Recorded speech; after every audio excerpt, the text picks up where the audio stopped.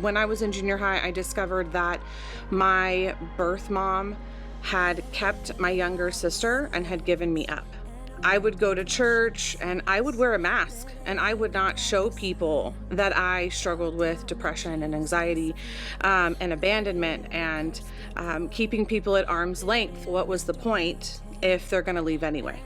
In the moments I made choices, I thought they were the best choices for me because I was believing that what I thought was true for myself.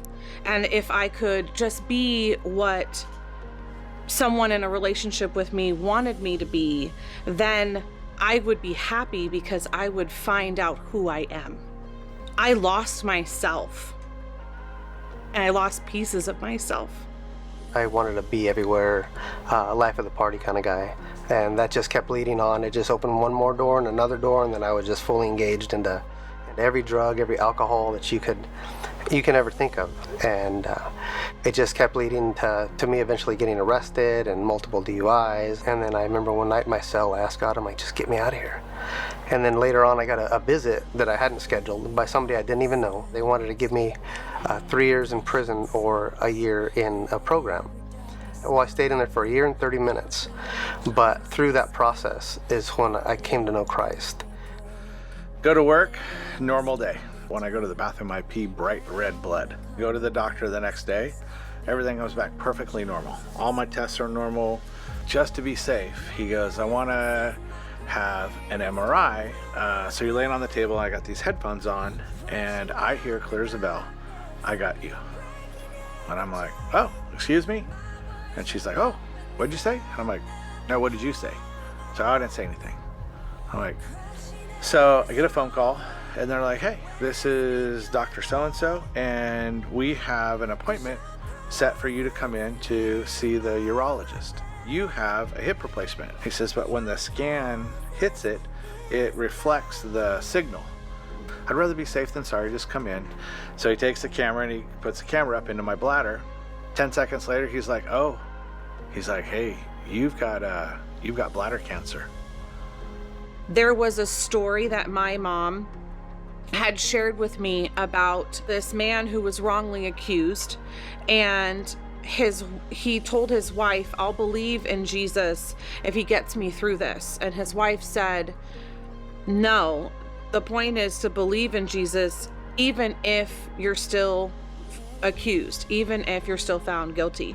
And I was trying to push it out of my mind, where I ended up yelling at the Lord and I was like, I don't want to have a conversation with you. And he just kept repeating himself about this story. He kept saying to me, even if. I said, fine, God, I will start with you somewhere. And in that moment, I laid down my anger and what I felt wasn't fair to me. And I said, I'll start somewhere with you and we can figure out whatever this is. Because he loved me right where I was at, and he wasn't going to leave me. And he has been my weapon against the lies that I believe in my life. When firing weapons in a tactical environment, cover means I'm vulnerable. I need you to cover me.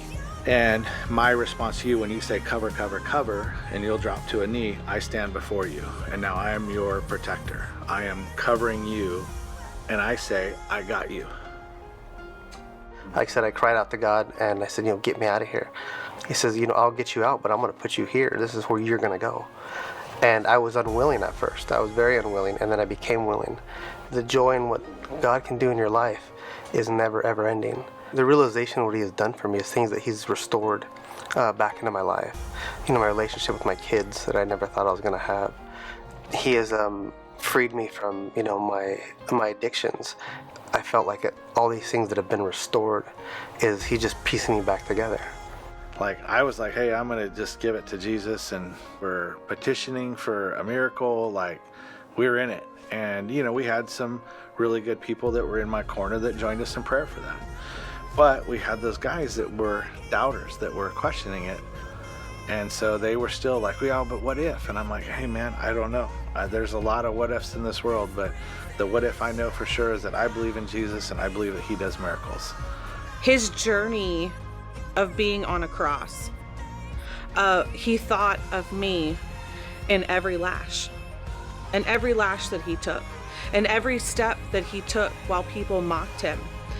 In those moments, you know, he thought of my pain. He understands what it means to truly be alone.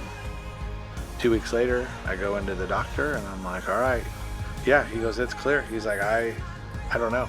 Like, I can't explain it. And I'm like, well, I can. I said, I'll tell you doggone right now what happened. I said, Jesus is still in the business of doing miracles. And I said, you can take that to the bank. God was my enemy, and then he quickly became my ally. How can you be locked up in a small cell but yet be so joyful in there? That's something that only Jesus can do. Of all the times that I have been left in my life, he refused to let go. I'm just a nobody that wants to tell everybody all about somebody who saved my soul.